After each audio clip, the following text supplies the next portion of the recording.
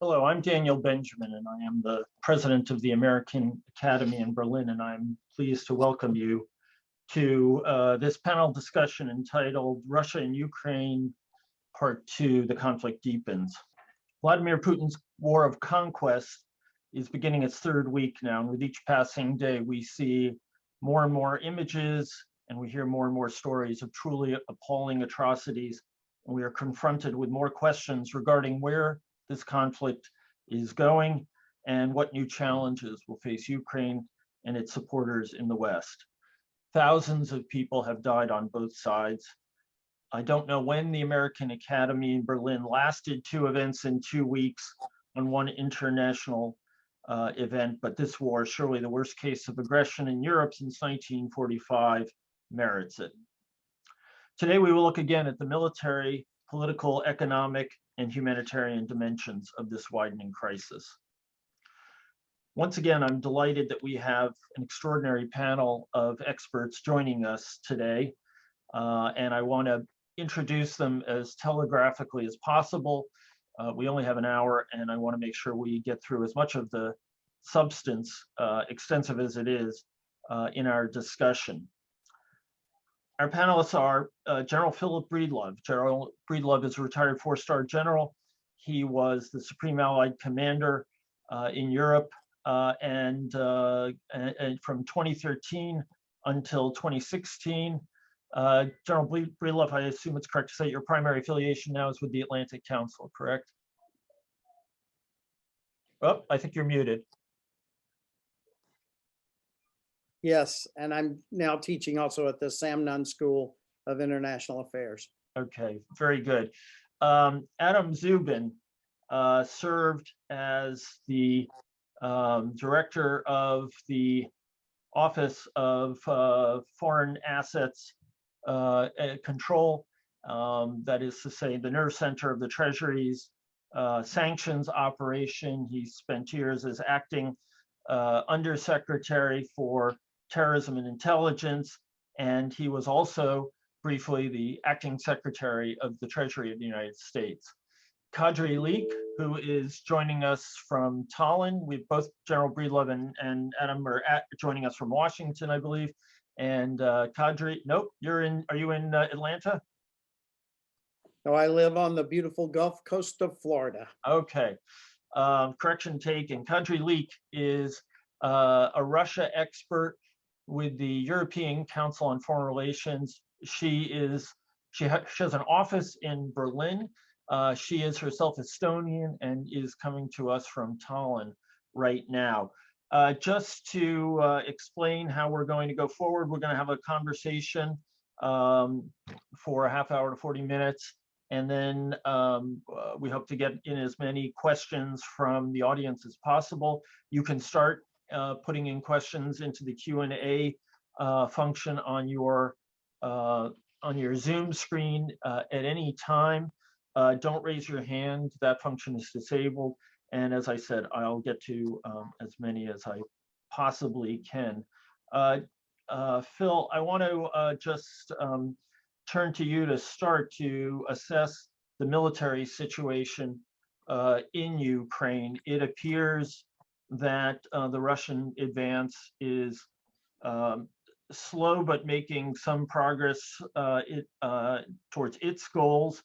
The Russians appear to be continuing to employ the playbook that they established in Chechnya more than 20 years ago and used again in Aleppo in Syria during that country's civil war, which is to say widespread destruction of civilian facilities and infrastructure and an indiscriminate approach towards targeting. I think that we've all been deeply impressed by the Ukrainian resistance, somewhat amazed by the ability of the Western allies to resupply the Ukrainians, and really taken aback by the and in some ways encouraged, of course, by the poor Russian performance. What have you observed in the last week that tells you more about this situation? Well, you hit a lot of the most important points. Just today, maybe the last 30 hours, We've seen the attack in the north now split and begin to accelerate a little bit. But as they get closer to Kyiv, of course, they're running into all the traps that have been laid by them. And we most recently watched on international television as a Russian tank battalion came under intense fire as they entered into a small village. So there is some momentum being gained in the north, but it will now come into range of all the things that the Ukrainian military has waiting for it, vicinity of Kyiv. So while they are, again, gaining some momentum, they are going to enter more and more and more stiff resistance. Now, to your other point, yes, because they have performed poorly now across several weeks, we see Russia resorting to some of its standard tactics of taking the war to the people. You aptly described that. The visions of Mariupol and the maternity hospital are what you will see more and more of now, and they will begin to indiscriminately take their attack into Kyiv as they are continued to be thwarted to get into the big battle they want, and they're attacked piecemeal. And probably the most concerning thing now is their multiple attempts to bring other entities into the war. They've already brought Chechens in. A Chechen battalion was just about destroyed in the northeast in an artillery ambush. They are now reaching out to Syrians to bring them in. And now we see a series of false flag operations. Some of you have heard about the false flag earlier this morning, where aircraft took off out of Dubotsvitsia in Belarus, went into Ukraine, turned around back to the north, and then bombed the Belarusian town of Kopani, which is now aflame. And so we hear of that and other false flags that may be aimed even at a NATO nation like Poland. But we see Russia now trying to use those tools to regain the momentum and take a little sting out of the failures they've had in the last 2 weeks. So very quickly, do you have any views on the manpower situation? Are the Russians going to be drawing in more forces from outside this theater? Do the Ukrainians have the forces they need to maintain their resistance? Well, what we have seen is no huge indication of other movements of Russian forces yet. But this attempt to bring Belarus into the war is very real. They want the Belarusian land forces to enter, and therefore the false flag this morning. And again, we see them actively reaching out to Syrian foreign fighters and others to get them to come in. So they are reaching out for manpower outside. I think Mr. Putin's already beginning to feel the pushback of the moms in Moscow and others that their soldiers are not coming home. So they're reaching outside of Russia to reach this. As far as the Ukrainians, they have suffered losses, but the Ukrainians are more rested, more well-fed, and they are fighting a war where the Russians have to come to them and enter into their traps as opposed to pushing. And it's a lot easier to be rested and ready in that configuration than to be on the attack at the end of a long logistics trail. You mentioned false flag operations. There's a lot of concern circulating right now that the Russians are going to try a false flag operation involving chemical weapons, possibly biological weapons. They have accused the United States of having had facilities to develop these unconventional weapons in Ukraine, which seems to be essentially laying the predicate for countering with their own attack. They have certainly been brazen in the past, using chemical weapons in Syria and in England. Do you expect them to go all the way with this? And if so, what kind of response do you expect to see from I suppose the NATO allies, who are the only ones who are in a position to do anything about that? So you laid it out wonderfully. I can't add anything to it. I will just say that, yes, I expect that this will be a tactic they will use. If they don't begin to gather more momentum, Mr. Putin knows that life is getting much harder for he and for his people as he continues this slow and ponderous, criminal attack on a nation. And so I think he will use whatever tool he can to try to accelerate his way out of it. I think I didn't get to listen to all of it, but I listened to Ursula von der Leyen this morning and others as they have talked to what the European Union and others are ready to do if he continues this attack and if he is the same inhumane tactics on Kyiv. So I could only expect that if Russia uses chemical or biological weapons, that we would see another pretty tough response from the Western world. Pretty tough, but presumably short of actual military engagement that would get us into a bigger escalatory spiral.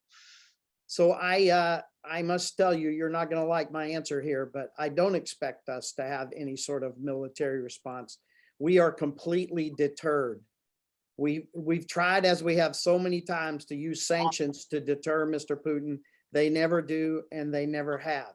And so we are still trying to use sanctions to deter him. He is not deterred, but his threat of nuclear weapons have completely deterred us from military response. So very quickly on the nuclear weapons issue, Kadri Liik's colleague at ECFR, Jeremy Shapiro, has written about the possibility that the Russians might also use a nuclear weapon in Ukraine. Presumably they would not use it over the border to draw in NATO, but they would cause us an enormous quandary if they did that themselves in Ukraine. If you were the Supreme Allied Commander, how would you advise the National Command and NATO to respond? Well, military people are apt to be ready. So whether we expect it or not, he's threatened it, and we need to be ready. In years past, decades past, we've expected Russia to first do what we call a demonstration nuclear attack. We in the fighter pilot business called it a water spout or a tree blowdown. In other words, an explosion in a non-threatening, non-human sort of place, just to show their resolve and say, listen, you're not paying attention, here's where we're ready to go. I would like to think that even Mr. Putin has enough rationality that would still be his first move, but we cannot overlook the possibility of his frustration growing to a point that he could do that. I mean, I've never seen him chew out one of his generals in front of the whole world. He's entered into a different sort of phase of how he's approaching this. So last question before we turn to Kadri, who can tell us more about what's going on inside Mr. Putin's brain. It seems like everywhere I go, I'm asked the question, could you have ever imagined that the Russians would be so poor at executing their campaign? And how do we explain the truly pathetic military action? What's your response to that? Well, I think it's very clear. I mean, we're going to be months and years figuring this out after it's over, and hopefully it is over at some point. But it's pretty clear, we don't know for sure, but that they have absolutely misjudged how long this campaign was going to last. And they absolutely misjudged the reactions of the Ukrainians and the stiffness of their resolve. And I think we need to do some introspection. The entire Western world was admiring this Russian buildup and focused every day on the Russian buildup. And what we obviously didn't see is that the Ukrainian military and the Ukrainian people have been doing their own preparation. And while they're grossly outgunned and they're facing a much more well-equipped army, they have done their homework and they are making life absolutely miserable for the Russian advance. And I expect more of the same across the next week to 10 days. Would you agree with the hypothesis that the Russian buildup has been heavy on fancy weapons, and that Putin has continuously paid more attention to his security services than to the nuts and bolts of military operations? I can't remark to the security services, but what I can tell you is that the standard sort of joke, and I'll badly paraphrase it, is that amateurs talk about weapons and war, professionals talk about logistics. And what is clear here is that the Russians have got the logistics wrong. Right. Let me turn to you, Kadri, and thank you so much for joining us. You have the unenviable task of looking into Putin's brain right now. Can you, obviously, there's not a lot of great reporting coming out of Russia, but I know you have more sources than the rest of us. Why don't you describe Putin as you see him right now? Ah, that's an unthankful task, indeed. Well, I was one of those people who did not think that this war would happen like that. I mean, a huge land war with Ukraine. I trusted US intelligence, where descriptions of military mobilization, but I was also inclined to think that this was part of coercive diplomacy. And coercive diplomacy was working for Russia. I think they could have got many things they wanted. They made the West to discuss European security order in ways that the West had not been wanting to discuss it for many years. They could then offer to engage in arms control negotiations. They even could have got some hold over Ukraine through Minsk agreements, diplomatic process around which was reinforced. But of course, I always had for myself that question that if Putin wants to create some irreversible facts on the ground, to lock in Ukraine with Russia until the end of times, then none of that would be enough. In this case, he probably would have to go to war. And I think that is the case. He has, I called it war of obsession in my article that I wrote about it. And I think that describes it fairly accurately.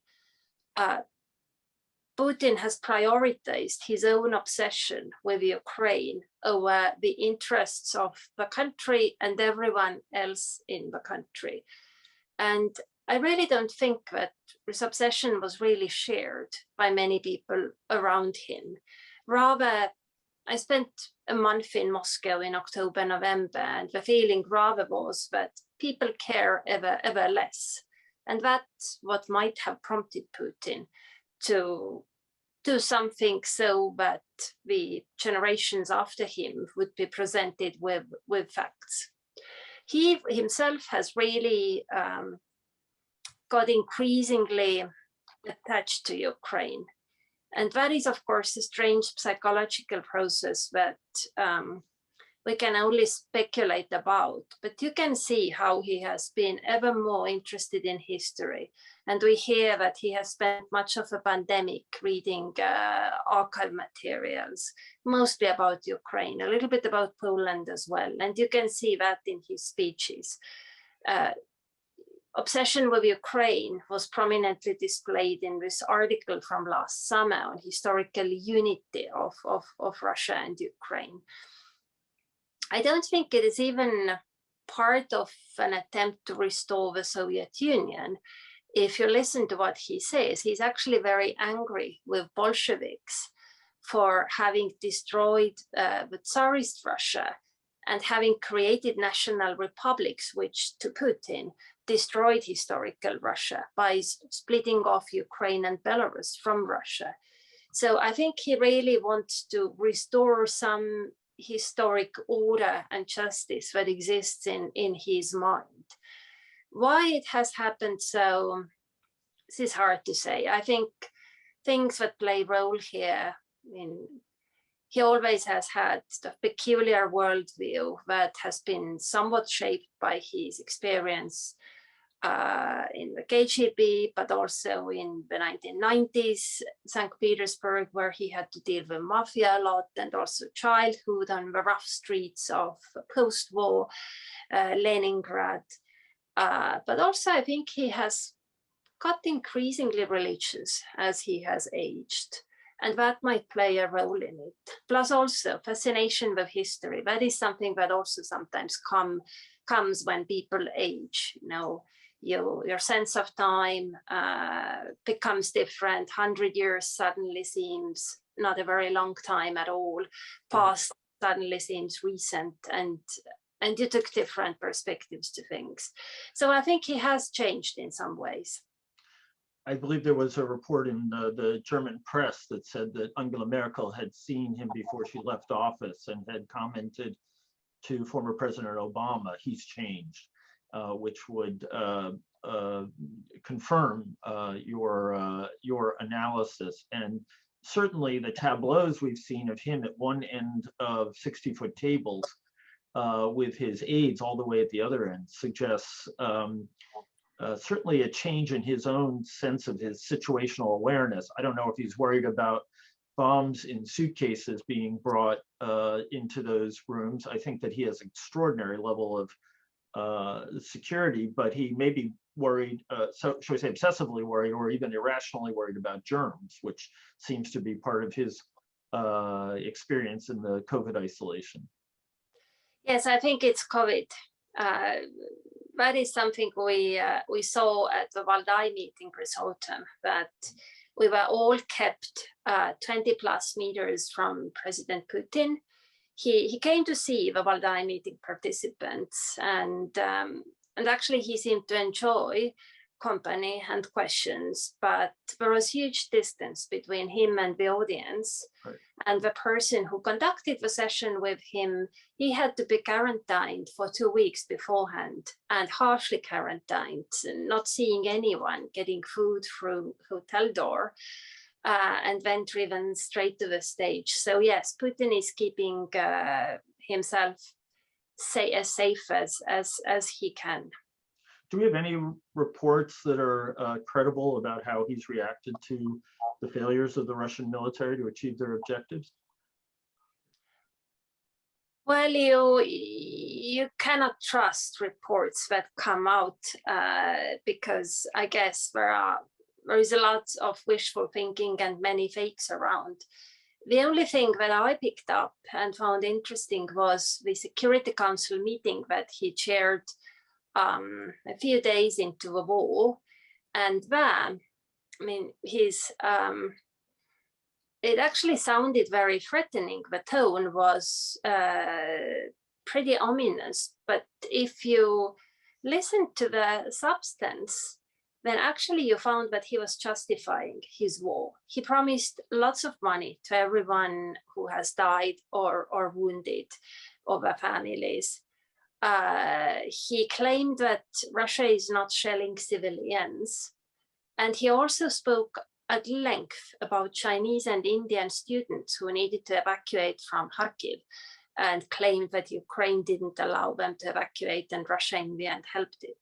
So the way I read it was that he sensed he needed to justify.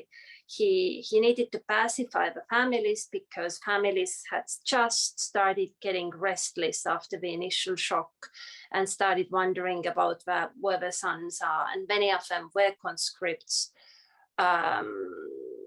Secondly, society was restless about civilians being killed in Ukraine, and the Indian and Chinese students, I think that was not to Delhi and Beijing, right. Reaching out saying that, listen, we are supporting your people, you should support us.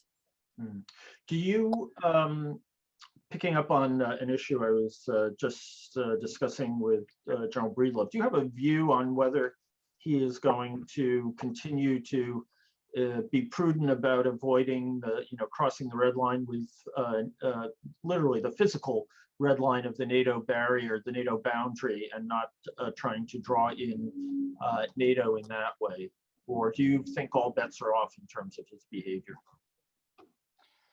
It remains to be, sorry, the connection. So glad you came back.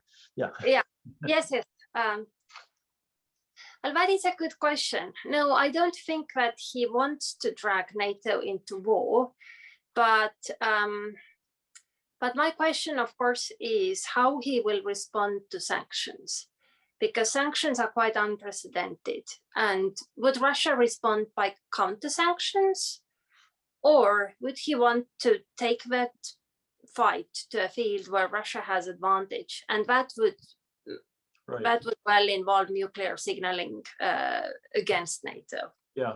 So your friend and colleague who joined us last week, Eugene Rumer, and this will be a question I'll take up with Adam as well, said that he could well imagine that the sanctions on the central bank would have seemed to Putin like a nuclear attack, because he had invested so much time and energy in sanction-proofing Russia over the last 10 years or so. So, you know, the whole question of how people react to extraordinary sanctions or extraordinary cyber attacks in a conventional military way, or military way at all, including nuclear weapons, is a huge question. And it's, I think, one of the big imponderables we're facing. But if you have any insight, please let me know.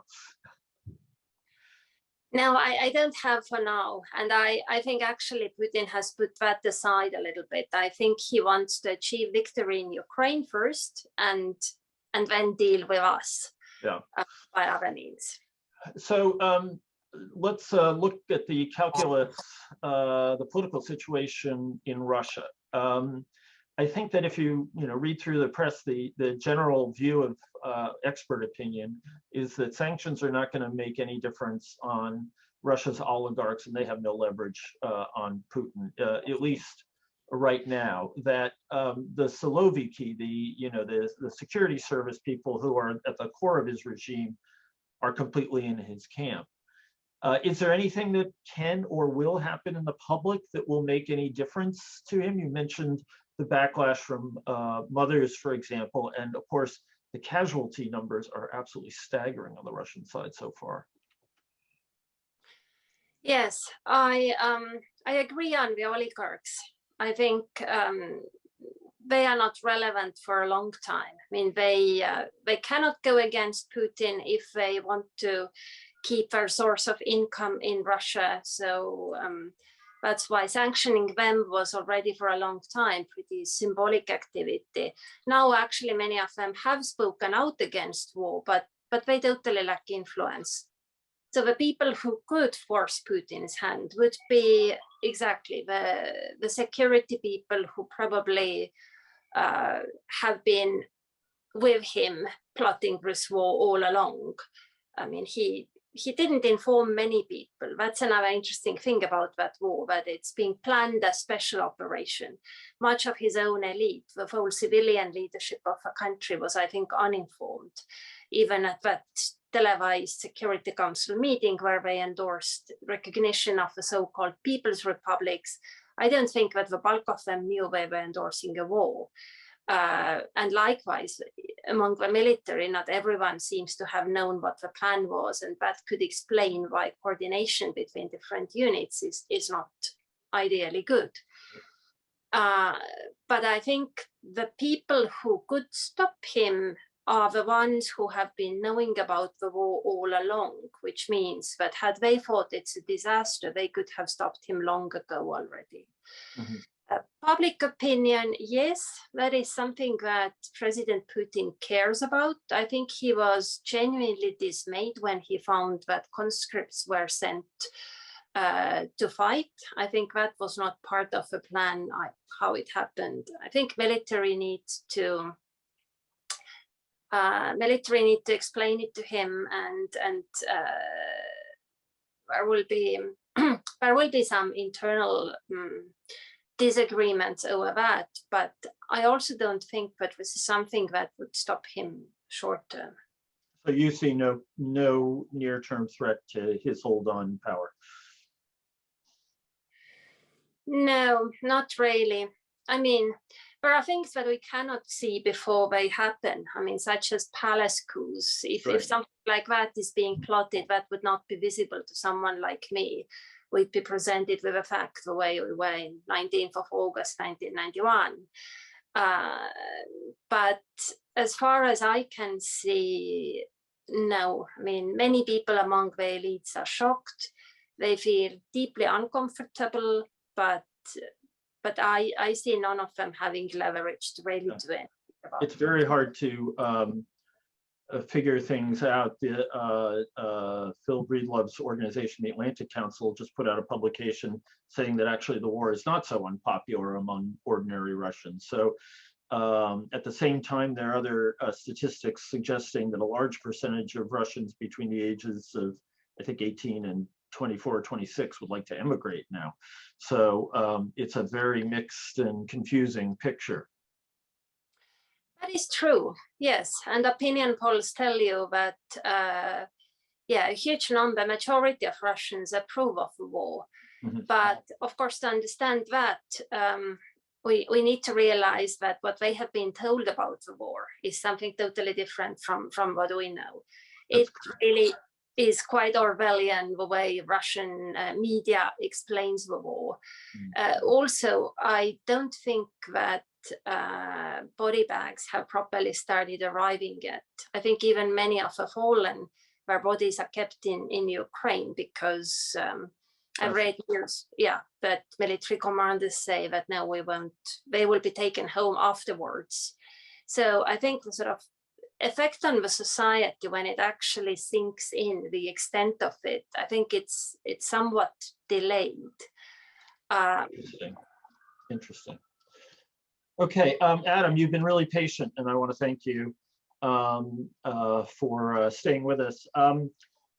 Sanctions, you know, just extraordinarily impressive and in some ways scary effects on Russia in a very, very short period of time.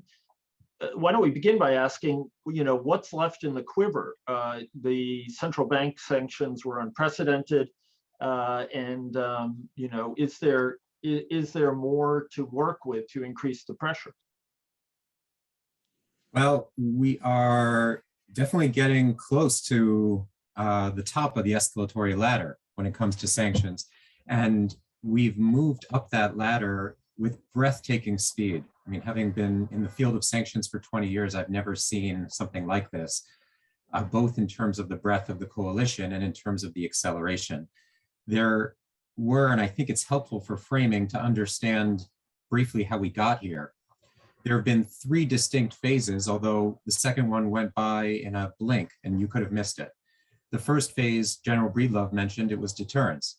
So the Allies were telegraphing to Russia, you're going to pay a very high cost if you invade Ukraine, things that you didn't see back in 2014, 2015, when I was at Treasury and we dealt with Crimea and the Donbass round 1. That deterrence clearly failed.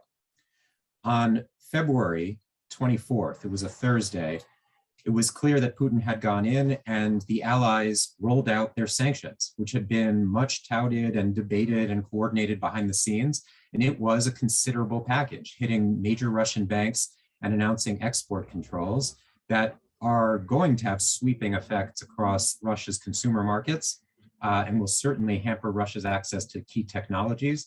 Those export controls don't start to bite as quickly as the banking sanctions do. But you know, by the time we get to June, July, we're going to see profound impacts. So I thought it was a great announcement. I would describe the objective of it was reshaping Putin's behavior.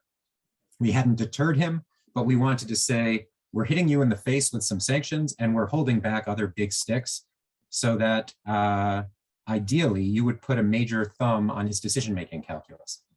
Well, that failed. And with the concentration of forces sweeping in on population centers, whether Kharkiv or Kiev, you saw that weekend, 48 hours later, people skip to the back page of the sanctions playbook, sanctioning the head of state himself and his foreign minister, which sometimes is viewed as tantamount to a call for regime change, sanctioning the central bank, which is very much considered sacred in the world of finance ministries and central banks, and then pulling the plug on SWIFT. Those are things the US, in Iran, it took us 18 months of escalation to get to those 3 steps. At that point, the objectives are completely different. I see in the sanctions playbook not an attempt to reshape Putin's behavior. because there seems to be an assessment that he is not going to change his behavior. As you often hear people saying, he's not looking for exit ramps. So what are the objectives of this phase, of the third phase of the sanctions campaign? It would probably differ based on which head of state you asked. And we've now seen Japan, South Korea, Taiwan, a whole range of countries joining in. I see three major categories of objective. One, to bleed Putin's economy and make it harder for him to finance the war effort. As both General Breedlove and Kadri were saying, the scope and the cost of what we're seeing in Ukraine is vastly greater than what Putin bargained for. I think he really did think this was going to be a lightning quick 2-week operation in and out. So if he has to pay for that and resource that, let him do it without access to his foreign reserves, let him do it without foreign commodity sales, et cetera. Second goal, which is more maximalist, would be to see Putin gone. And the theory of the case there would either be elites, potentially the security military elites that Kadri's talking about, saying, whoa, we were with Putin when we thought this was going to be quick, install a puppet in Kyiv and we're gone. But we are watching the supermarket shelves go bare. We're watching the ruble tank into the ground, and we have become an international pariah. Forget about my house in Switzerland and my kids going to school in England. Like, the whole thing is setting us back a generation. We need Putin out. I don't call this regime change. I would describe this more as personnel change. You put in another person, maybe of Putin's same ilk, but who's not as committed or obsessed, to pick up Kadri's very good word, with Ukraine, and then you could get back to a status quo ante and see sanctions lifted. And of course, the other angle is the ground up, that people go into the streets. And we saw that in 2015, where there were popular protests across Russia. None of them were protesting Crimea, which was intensely popular. They were protesting the unavailability of food and the increasing inflation. That is going to be 10 times worse in the coming weeks.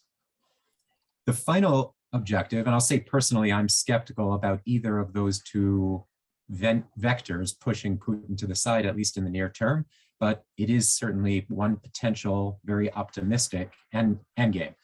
The final objective of this sanctions campaign is decimate Russia's economy to send a message to others who would follow in Putin's footsteps, with an eye very much on China and Taiwan.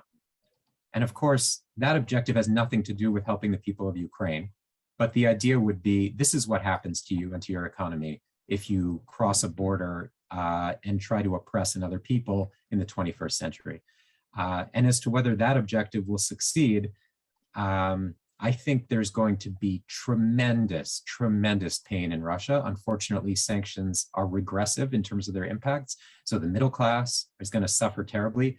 But I also do think China, who's watching this sanctions game very closely, is going to take away certain lessons that are probably good in terms of guardrails. Okay, well, that's a fantastic framing of the situation, and I think all of us intuitively agree that we are at a level now where the goal is to change the environment in which Putin acts in a way that is decisive in one way or another. But Daniel, you asked what's coming, what's left, and I didn't even answer your question. I was going to repeat it. Yeah, I apologize, like the worst panelist ever. What's left? Energy sanctions. They announced cutoff from the US and from the UK.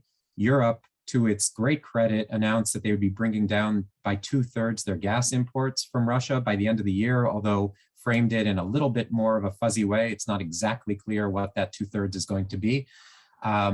Given the tightness of international energy markets, both oil and gas, I think targeting the end of the year makes sense.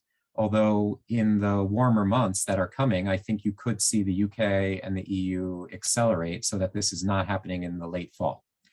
But the energy sanctions have not been comprehensive. So that is the largest source of Russia's foreign earnings. And I think if you're going to talk about sanctions going to 10, right now I describe them as 8 or 8.5, then you've got to target energy. I am sure that our Congress is going to be talking about secondary sanctions, which are often referred to as extraterritorial sanctions. So think Indian and Chinese banks that continue to do business with sanctioned banks in Russia or sanctioned parties in Russia would be threatened by the US in a kind of, you choose, it's us or them. Those are really the main screw turns that are remaining, because we have really gone almost to the hilt when it comes to the banking financial sanctions.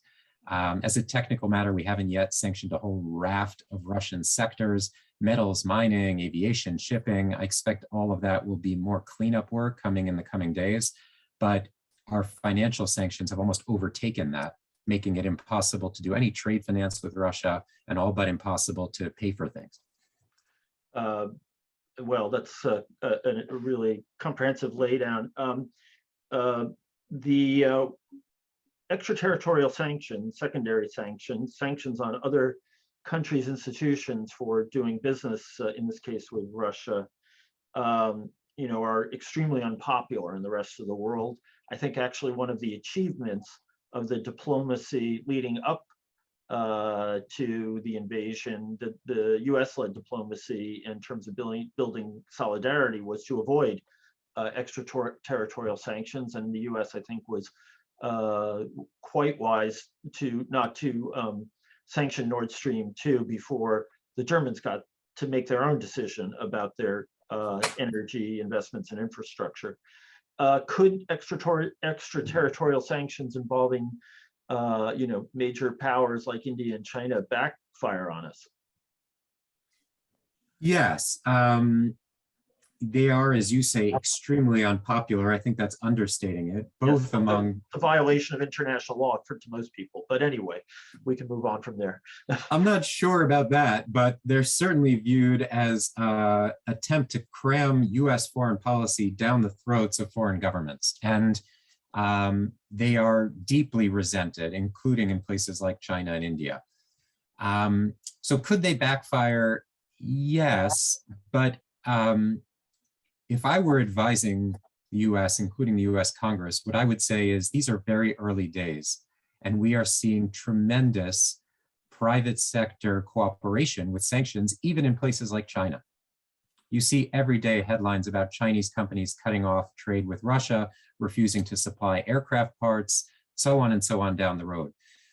Ideally, you'd want to encourage that kind of private sector distancing from Russia, even if China hasn't announced any formal sanctions, and see how far you can take that before going in with threats, because threats force the Chinese government to try to say, oh, no, you don't. We're going to ensure that these goods get there. I think that if the military campaign goes the way that General Breedlove was highlighting and the way that I've heard most experts describe it, which is Putin feels boxed in, frustrated, he cannot afford to settle matters in the current status quo, it's humiliating. So we're going to see an intensification of sieges and shelling of population centers. The current straddle of certain countries like China and India will become increasingly uncomfortable. And I think you'll see private decisions by their larger companies that will accelerate the trend I was talking about, which may mean, again, that secondary sanctions aren't necessary and could be a poor idea at this stage. So the one noticeable hole in terms of sanctions implementation by the network of US allies and friends around the world has been the Persian Gulf, with the Saudis and the UAE declining to follow our lead, and really rather astonishing, declining to take President Biden's phone calls on these issues, which is pretty astonishing for countries that claim to have extremely close relations with us and to depend on us for their own defense, particularly Saudi Arabia. Do you have any kind of explanation for that in the first case, and an evaluation of the impact in terms of, or the lessening of the impact of the sanctions overall, effect? Yeah, so I expect, and maybe I'm being too hopeful, that this is a short-term delay, that in 2 weeks' time, you're going to see a different posture from the Gulf. It's possible that one reason that they did not want to talk to President Biden this week is they hadn't yet solidified their position, and they don't want to get on the phone until they're ready to express it.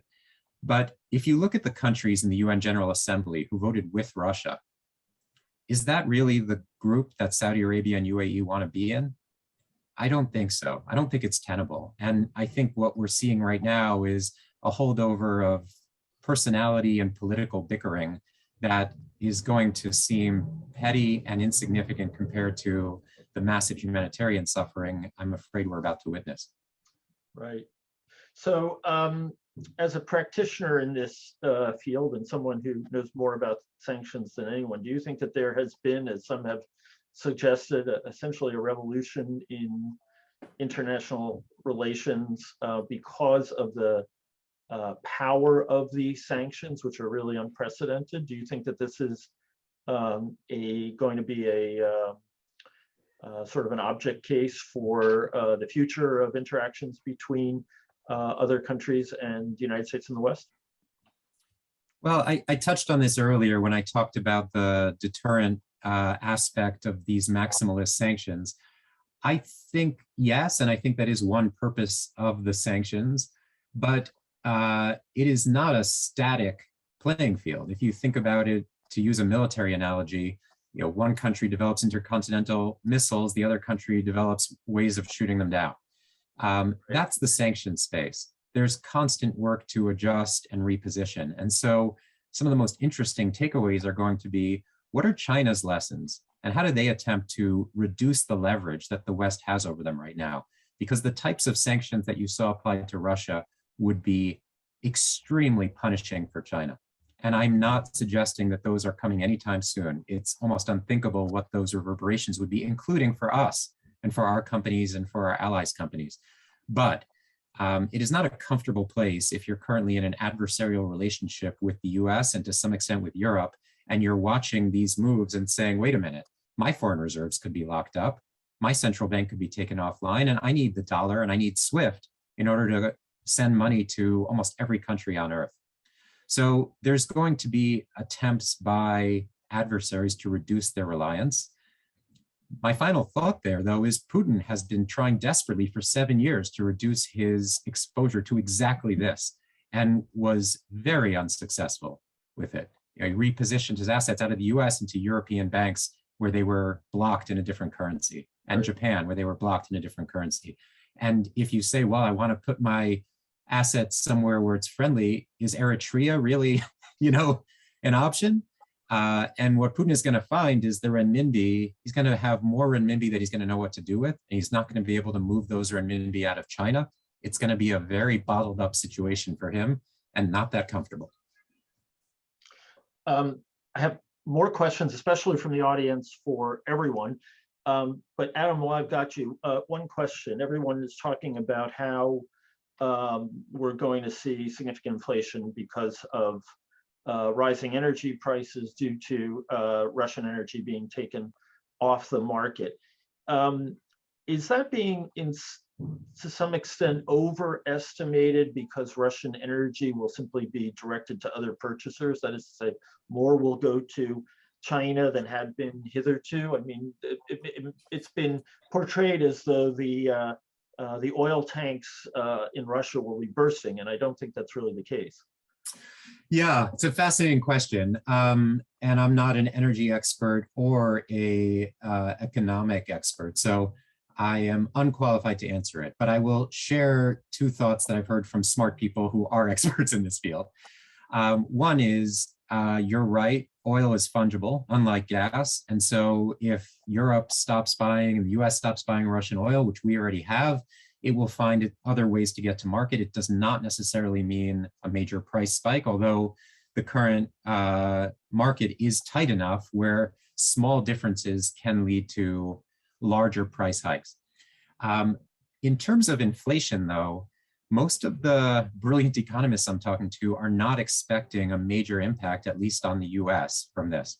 We are a huge energy importer, but we're also a huge energy producer, which means higher oil prices can sometimes have distributive or redistributive effects on the US economy, but not necessarily hitting us in a major way on inflation or on GDP. Europe, you have a different calculus somewhat, but I don't hear panic. when I'm talking to economists about how this plays out. And as we get into warmer and warmer months, the equation softens.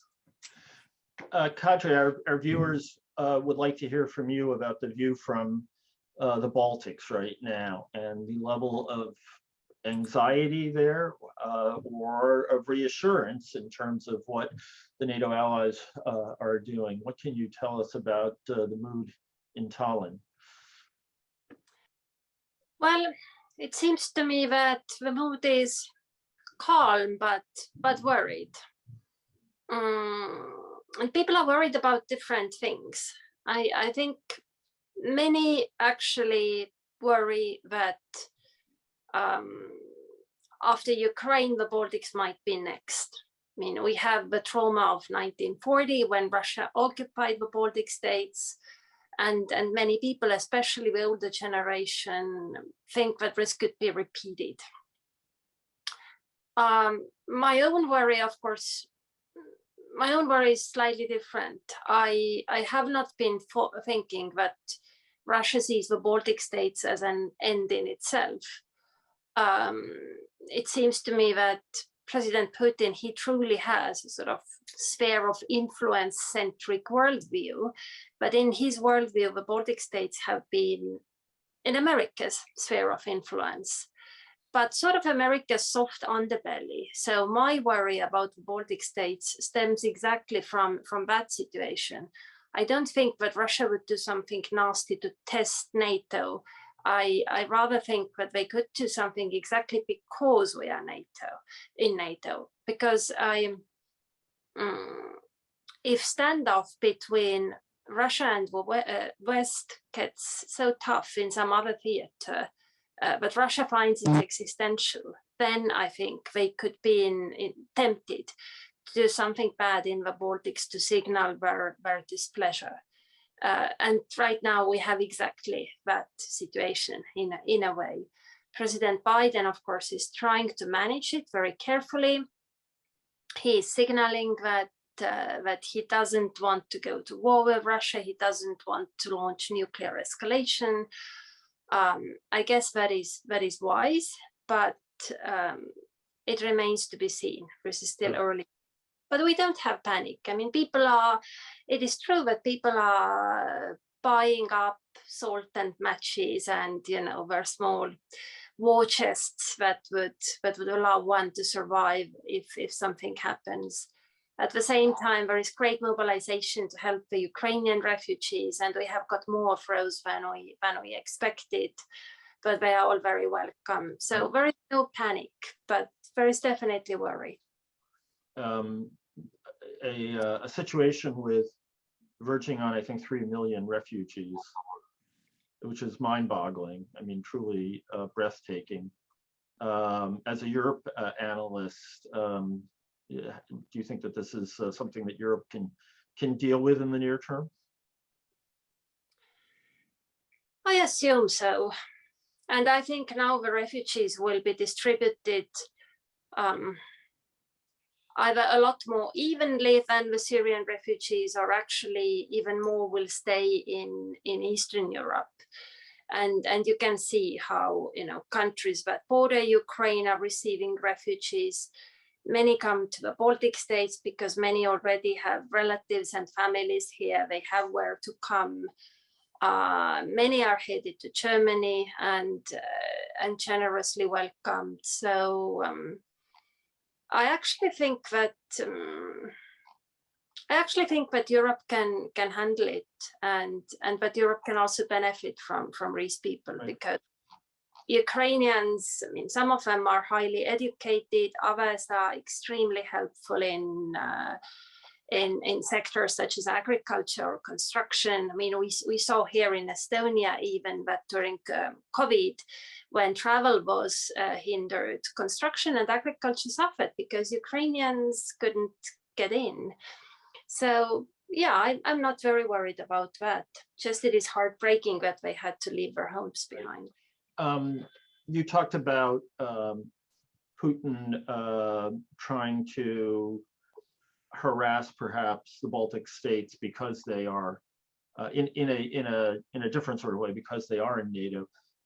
Russia conducted essentially cyber warfare against Estonia not many years ago. Is there the strong expectation that there will be a similar campaign of, shall we say, means other than conventional warfare coming your way? Yes, to be honest, I worry about nuclear signaling more than anything. Cyber, I do not know. That is true that Russia has cyber attacked Estonia once, but in a very primitive manner. I mean, that was mostly DDoS attacks in 2007. So they served as a wake-up call. But if you compare to the cyber means that countries have these days, I think this was very primitive. Right. So cyber, I do not really know. I think cyber is also extremely dangerous and unpredictable. So it seems that both Russia and the United States try to avoid that for the time being. Interesting. So, General Breedlove, I'll turn to you for the last couple of questions, since we are in fact running out of time. Number one of the strange sideshows in all this has been the fate of the Polish MiG fighters.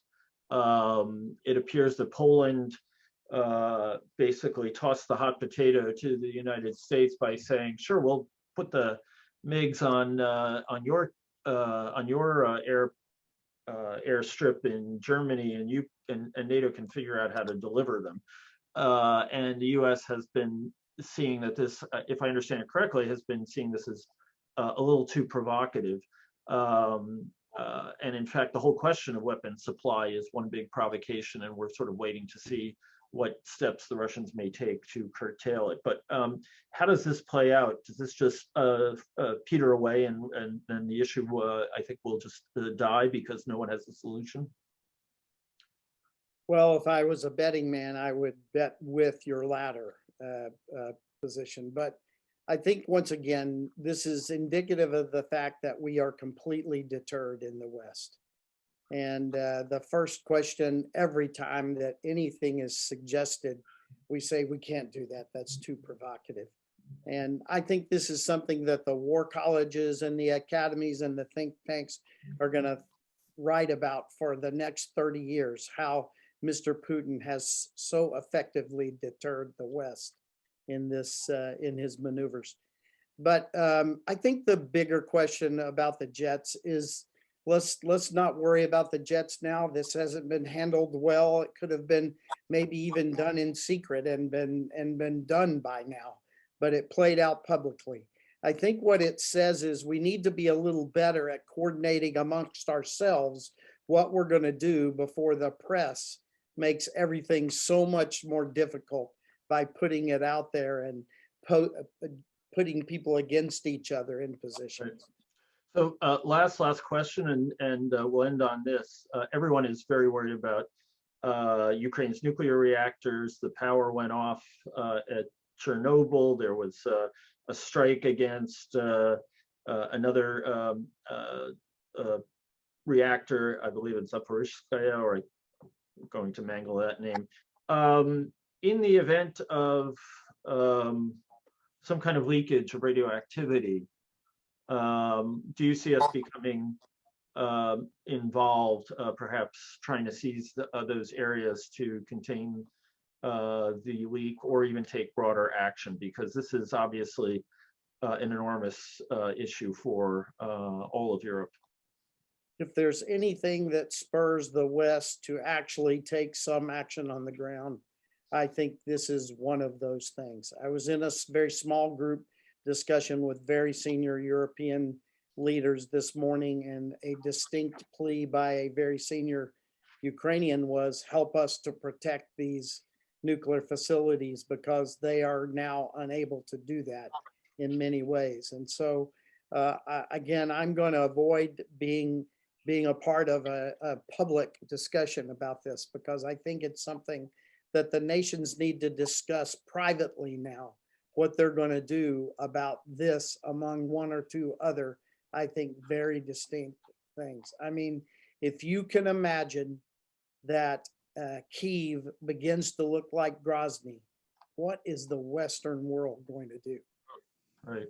Well, a big question to end on. I want to thank our panelists for really extraordinary presentations and analyses of the current situation, which really is, I think, shocking to every one of us and deeply, deeply disturbing. I would be remiss as the president of the American Academy if I did not change gears here and tell you that we're doing something quite different on March 15th, which we hope you will tune in for, when American Academy Fellow Christopher Gibbs is delivering the Anna Marie and Kellen Lecture, Curating Concerts, Classical Music Between Mozart and Mahler. So we will be adverting back to civilized activities in the midst of the warfare, which I think is an important thing for all of us to do in these difficult times. Thank you so much. Thank you, General Breedlove. Thank you, Adam. Thank you, Kadri. Thanks to all of you for tuning in. This has been wonderful. Thank you.